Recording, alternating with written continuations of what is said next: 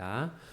하나님 아버지, 저희를 말씀과 기도와 찬양이 있는 곳으로 인도하여 주셔서 감사합니다. 하나님, 이 시간 하나님 말씀을 통하여서 하나님이 어떤 분인지 알게 하여 주시고, 또 우리가 그 하나님 앞에서 어떻게 살아야 하는지를 알게 하여 주십시오. 또한 하나님의 말씀으로 저희를 위로하여 주시고 저희에게 힘 주시기를 소원합니다. 하나님, 어둡고 죄로 가득한 세상에서 너무나 힘들고 지친 하루를 보내고 하나님의 은혜와 위로를 소망하며 이 기도회의 자리로 나왔습니다. 하나님의 가녀린 자녀들을 긍휼히 여기시고 이 저녁에 은혜 위에 은혜를 더하여 주십시오. 또한 저희가 이 저녁에 하나님께 드리는 이 기도를 들으시고 응답하셔서 우리 비전교회가 부흥케 하시고 또 비전교회 모든 성도들의 삶이 하나님의 은혜로 충만케 하여 주십시오. 또 하나님, 특별히 우리 세한이와 예찬이가 하나님을 예배하기 위해 이 수요 기도의 자리로 나왔습니다. 비록 저들이 어리지만 하나님 말씀 잘 듣게 하시고 입을 열어 찬양하게 하시고 또 하나님께 기도하게 하옵소서. 저들이 신실하고 거룩하고 지혜로운 하나님의 백성으로 자라나게 하시고 하나님을 영화롭게 하고 하나님의 마음을 기쁘게 하는 하나님의 일꾼, 하나님의 군사들이 되게 하여 주십시오. 이 모든 것 예수님의 이름으로 기도합니다. 아멘. 우리 한 달 만에 다시 모였는데요. 우리 함께 볼 말씀은 마가복음 2장 1절부터 12절까지 말씀입니다. 마가복음 2장 1절부터 12절까지 말씀입니다. 우리 세한이하고 예찬이는 목사님보다 작게 얘기해야 돼. 알았어? 작게. 그래. 자, 우리 함께 2장 1절 말씀, 2장 1절 말씀만 우리 함께 읽겠습니다. 수일 후에 예수께서 다시 가버나움에 들어가시니 집에 계시다는 소문이 들린지라. 아멘. 여러분, 지금 며칠 후에라고 말하고 있습니까? 수일 후에라고 되어 있죠.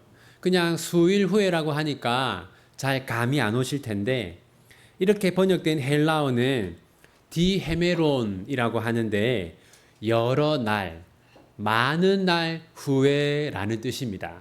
여러분, 한 달이 지나서 기억이 잘 안 나실 수도 있는데 여러분 기억을 한번 더듬어 보시면 우리 마가복음 1장에서 예수님이 뭘 하셨냐면요. 여러분, 이제 갈릴리 지방이 있고 그 갈릴리 지방에는 약 30개의 도시가 있다 말씀드렸죠. 네, 예수님은 그 도시들을 모두 다니면서 복음을 전하셨어요. 그러니까 갈릴리 지방에 있는 여러 도시들을 다니면서 복음을 전한 후에라는 겁니다. 그렇게 예수님은 복음을 전하시고 나서 어디로 돌아오셨어요? 1절을 보시면 가버나움으로 돌아오셨죠. 여러분, 전에도 말씀드렸는데 갈릴리 지방에는 약 30개의 도시가 있어요. 그런데 거기서 제일 큰 도시가 어디라고요? 가버나움입니다. 그래서 예수님은요, 예루살렘 지방이 아니라 대부분 갈릴리 지방에서 사역하셨어요. 공생의 기간 동안. 그리고 그 갈릴리 지방 사역에서 본부와 같은 곳이 바로 여기 가버나움입니다. 그리고 1절을 보시면 예수님이 가버나움의 어느 한 집에 들어가셨죠. 이 집은 아마도 그 베드로의 장모 집이, 그러니까 베드로의 집이 이 가버나움에 있었거든요. 그래서 1장 보면 예수님이 베드로의 집으로 가지 않았습니까? 아마 이 집도 베드로의 집을 의미할 가능성이 매우 큽니다. 우리 2절 함께 읽겠습니다. 많은 사람이 모여서 문 앞까지도 들어설 자리가 없게 되었는데 예수께서 그들에게 도를 말씀하시더니. 여러분, 1절을 보면요. 아니 여러분 마가복음 1장을 한번 생각해 보시면 마가복음 1장에서도 많은 사람들이 예수님을 찾아왔어요. 기억나시죠? 그런데 마가복음 1장에서는 세하나 목사님보다 목소리가 크다.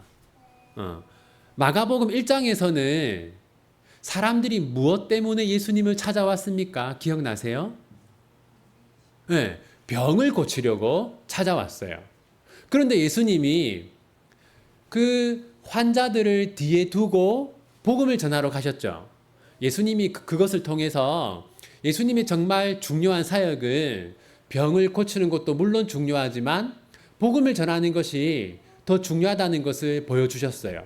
여러분 2절을 보시면 오늘 본문 2절을 보시면 사람들이 왜 예수님을 찾아왔어요? 예수께서 그들에게 도를 말씀하시더니 즉 예수님의 말씀을 듣기 위해서 찾아왔어요. 그러니까 이제는 사람들이 예수님을 병을 고쳐주는 사람 이전에 하나님의 말씀을 전해주는 사람이라고 생각하게 된 것이죠. 우리 3절 함께 읽겠습니다. 사람들이 한 중풍병자를 네 사람에게 메워 가지고 예수께로 올세. 자 여러분 그런데 이 가버나움에 어떤 사람이 있었냐면요. 혼자서는 움직일 수 없는 중풍병자가 있었고 그리고 이 중풍병자 친구를 너무나 사랑하는 4명의 친구가 있었어요. 우리 4절 함께 읽겠습니다. 무리들 때문에 예수께 데려갈 수 없으므로 그 계신 곳에 지붕을 뜯어 구멍을 내고 중풍병자가 누운 상을 달아 내리니 이제 이 4명의 친구가 움직일 수 없는 중풍병자를 이렇게 메고 갔는데 이 예수님이 계신 곳 아마도 베드로의 집이겠죠. 이 베드로의 집이 지금 상황이 어떤 상황이에요? 집 안에부터 집 밖에까지 사람들이 엄청나게 많은 거예요. 그러니까 지금 이 중풍병 환자와 친구들이 어떻게 할 수 없습니까? 예수님께 갈 수가 없었어요. 그 지금 어떻게 합니까? 예, 지붕을 뜯어내었죠. 여러분, 이게 지금 상식적으로 이해가 안 갈 수도 있는데요. 어쨌든 남의 집에 구멍을 낸 거잖아요. 우리도 지금 저기 지금 구멍이 나서 지금 예, 고생하고 있지 않습니까? 여러분, 자, 그런데 이 4명의 친구가 왜 그 지붕에 구멍을 냈겠습니까? 어떻게 해서든지 우리 중풍병 친구가 예수님을 만나게 해야 된다. 우리 친구가 예수님을 만나기만 하면 100% 병이 나을 거다. 그런 믿음이 있었던 것이죠. 그 믿음 때문에 이 남의 집 지붕에 구멍을 내면서까지 예수님을 만나려고 했던 거예요. 5절 함께 보겠습니다. 예수께서 그들의 믿음을 보시고 중풍병자에게 이르시되 작은 자야 내 죄 사함을 받았느니라 하시니. 여러분 이 5절을 보면요. 지금 예수님이 그들의 무엇을 보았다고 합니까? 믿음을 보았다고 하죠. 무슨 말이냐면요. 여러분 지금 그 친구들이 어떤 일을 했냐면 베드로의 집에 구멍을 냈잖아요. 지붕에. 그러면 우리의 눈에는 뭐만 보이겠습니까? 저 사람들이 지금 남의 집에 구멍을 냈구나. 우리는 이 생각만 하겠죠. 그죠? 예수님은 무엇을 보았습니까? 믿음을 보았다고 말하고 있어요. 그러니까 이 친구들은 우리가 어떻게 해서든지 예수님을 만나야 된다. 예수님을 만나기만 하면 병이 낫는다. 그런 믿음이 있었고 예수님은 그 믿음을 좋게 보셨던 것이죠. 그런데 여러분, 지금 이 친구들은 중풍병자를 예수님께 데리고 갈 때 어떤 목적으로 데리고 간 겁니까? 그렇죠. 중풍병이 낫기를 바라고 간 거예요. 근데 예수님이 뭘 해주었어요? 네, 죄사함을 받았느니라. 그러니까 지금 이 사람들은 육체의 질병을 고침받으려고 예수님을 찾아갔는데 예수님은 영적인 질병인 죄를 고쳐주셨어요. 그러니까 아마 이때 여러분 이 친구들의 마음이 어땠겠습니까? 엄청나게 실망했겠죠. 지금 중풍병을 고치려고 갔는데 죄가 나았다. 그러니까 영적인 병이 나았다고 하니까 얼마나 실망했겠습니까? 네, 여러분, 왜 예수님이 이렇게 하셨겠어요? 그것은 육체의 질병보다 뭐가 더 심각한 병이라고요? 네, 영적인 질병이 더 심각한 질병이다 라는 걸 예수님은 보여주려고 하셨던 거예요. 여러분, 우리들에게는 다 크고 작은 병이 있지 않습니까? 네, 저하고 김미양 집사님은 무릎이 안 좋고, 네, 또 여러분들도 다 여기저기 안 좋잖아요. 우리 다 이 병이 낫기를 원하지만 우리가 천국 갈 때까지 안 나을 수도 있잖아요. 그죠? 그런데 그것은 그렇게 중요한 게 아니라는 거죠. 무슨 말이냐면 어떤 사람은 병도 없고 건강해요. 그리고 돈도 아주 많아요. 그런데 이 사람이 영적인 질병은 고침받지 못했어요. 그럼 이 사람은 정말 복받은 사람입니까? 아니라는 것이죠. 지금 예수님은 육체의 질병보다 영적인 질병이 더 심각한 문제다. 그 말씀을 하시는 거예요. 6절 함께 읽겠습니다. 어떤 서기관들이 거기 앉아서 마음에 생각하기를. 여러분, 1장에서는요 예수님을 대적하는 존재로 누가 등장했습니까?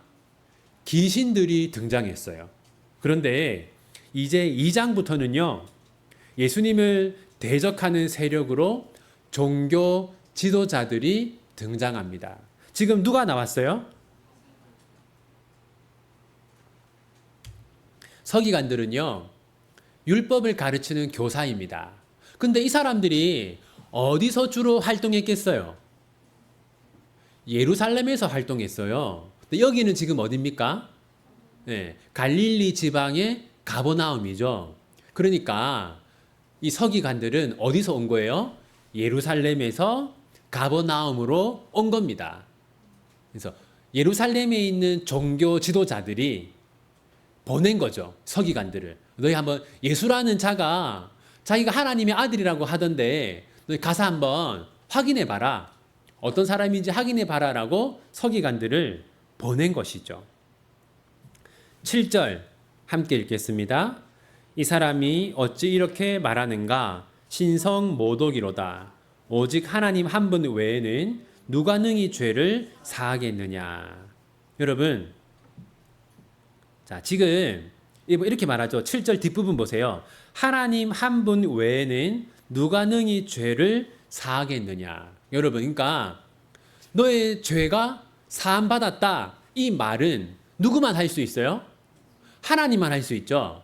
근데 이 말을 지금 누가 했습니까? 예수님이 했죠. 그러니까 예수님은 둘 중에 하나인 거예요. 첫째, 예수님이 하나님의 아들이든지 아니면 둘째, 정신 나간 사람이든지. 근데 이 서기관들은 예수님이 누구라고 생각했어요? 하나님의 아들이라고 생각하지 않고 자기를 하나님이라고 말하는 정신 나간 사람이라고 생각을 했어요. 자, 그래서 여러분 8절 함께 읽겠습니다. 그들이 속으로 이렇게 생각하는 줄을 예수께서 곧 중심에 아시고 이르시되 어찌하여 이것을 마음에 생각하느냐. 여러분 8절을 보면요 예수님이 그 서기관들에게 너희들이 왜 마음으로 이것을 생각하느냐 이렇게 했어요. 그러니까 무슨 말이냐면 여러분 지금 서기관들이 마음속으로 어떤 생각을 하고 있는지를 예수님이 다 드러내 보이셨어요. 여러분 이 마음의 마음을 보는 것은 누구만 할 수 있어요? 하나님만 할 수 있는 겁니다. 그러니까 지금 서기관들이 예수님을 하나님의 아들로 믿지 않으니까 예수님이 서기관들의 마음을 너 지금 이런 생각했지? 라고 하심으로써 예수님이 하나님의 아들이라는 걸 예수님이 보여주신 거예요. 그런데도 이 서기관들은 예수님이 하나님의 아들이라는 걸 믿지 않았어요. 9절 함께 읽겠습니다. 중풍병자에게 내 죄 사함을 받았느니라 하는 말과 일어나 내 상을 가지고 걸어가라 하는 말 중에서 어느 것이 쉽겠느냐? 여러분, 자, 한번 생각해 보세요. 당신의 죄가 나았습니다. 이렇게 말하는 거 하고 당신의 병이 나았습니다. 이렇게 말하는 거 하고 자, 첫째 병이 나았다. 둘째 죄가 나았다. 어떤 말을 하는 게 더 쉬울까요? 아니죠. 죄가 나았다고 하는 게 훨씬 쉽죠. 왜냐하면 보세요. 예를 들어서 지금 혜진 집사님이 다리가 부러졌어요. 그럼 이제 제가 혜진 집사님한테 당신의 죄가 다 나았습니다 라고 했을 때 이거 전혀 어려운 게 아니에요. 왜냐하면 우리가 확인할 수가 없잖아요. 그런데 다리가 다 나았습니다. 이거는 말하기 어려워요. 왜냐하면 바로 눈으로 볼 수 있잖아요. 그러니까 예수님은 자, 일부러 쉬운 것을 먼저 말한 겁니다. 근데 그렇게 하신 이유가 뭐냐? 10절 함께 읽겠습니다. 그러나 인자가 땅에서 죄를 사하는 권세가 있는 줄을 너희로 알게 하려 하노라 하시고 중풍병자에게 말씀하시되 11절도 읽겠습니다. 내가 내게 이르노니 일어나 내 상을 가지고 집으로 가라 하시니. 예수님이 이제 자, 중풍병자에게 네가 다 나았다. 집으로 가라라고 했어요. 근데 정말 나은 거예요. 그러니까 사람들은 보세요. 이렇게 기적으로 병도 낫게 하신 예수님이라면 좀 전에 하신 말씀, 너의 죄가 사함받았다라는 것도 사실이겠죠. 그러니까 예수님은 너의 죄가 사함받았다라는 것이 진짜라는 것을 보여주시려고 먼저 그 말씀을 하시고 뒤에 병을 고쳐주신 거예요. 12절 함께 읽겠습니다.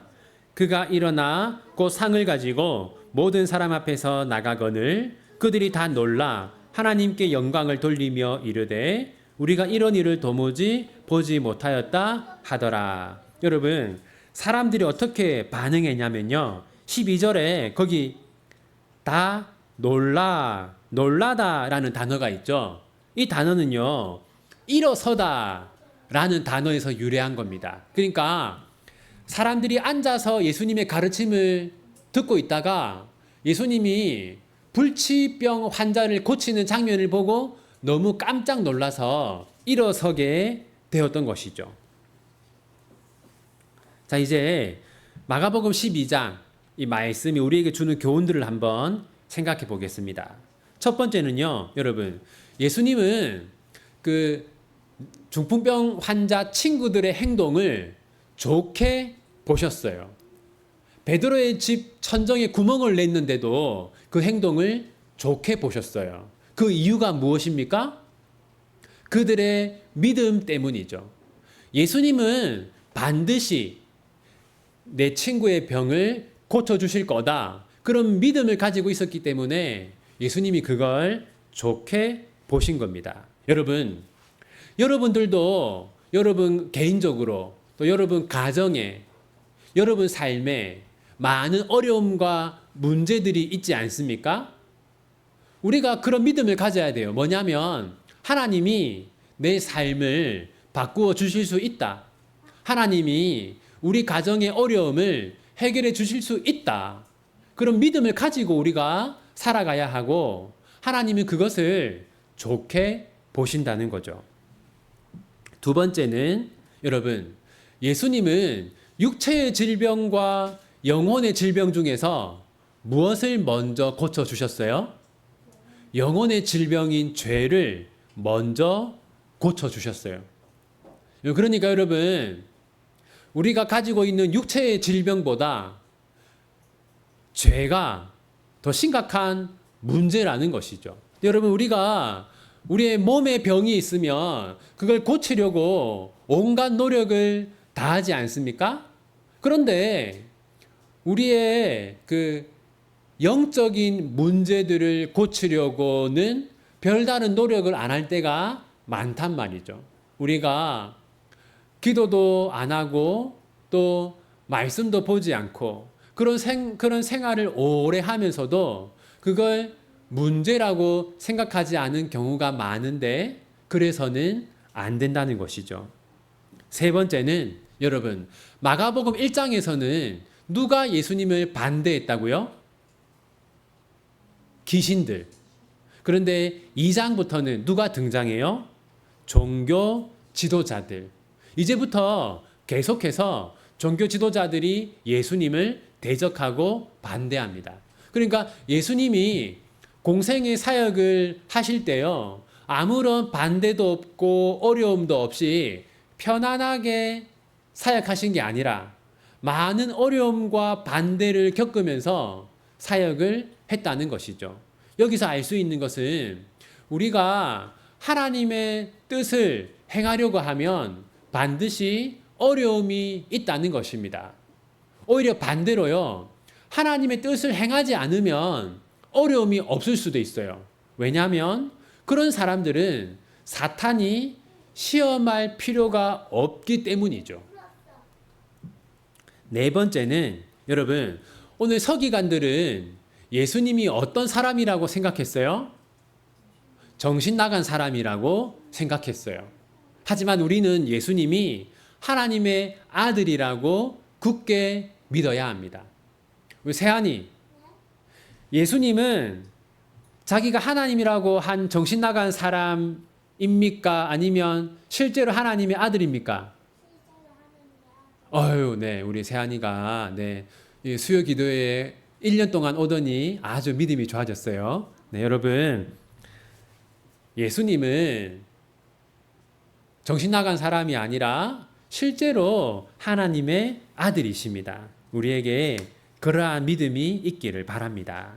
이제 우리 함께 말씀 붙들고 기도하겠습니다.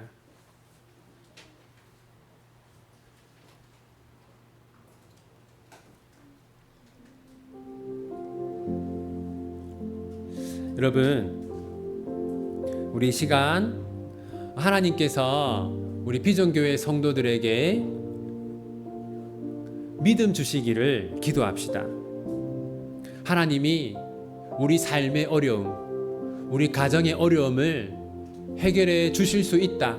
그런 능력이 우리 하나님께 있다. 그런 믿음을 우리 비전교회 성도들에게 우리 하나님이 주시도록, 하나님을 굳게 믿는 우리 비전교회 성도들이 다 될 수 있도록 그렇게 이 시간 마음을 모아서 하나님께 기도하기 원합니다. 기도합시다.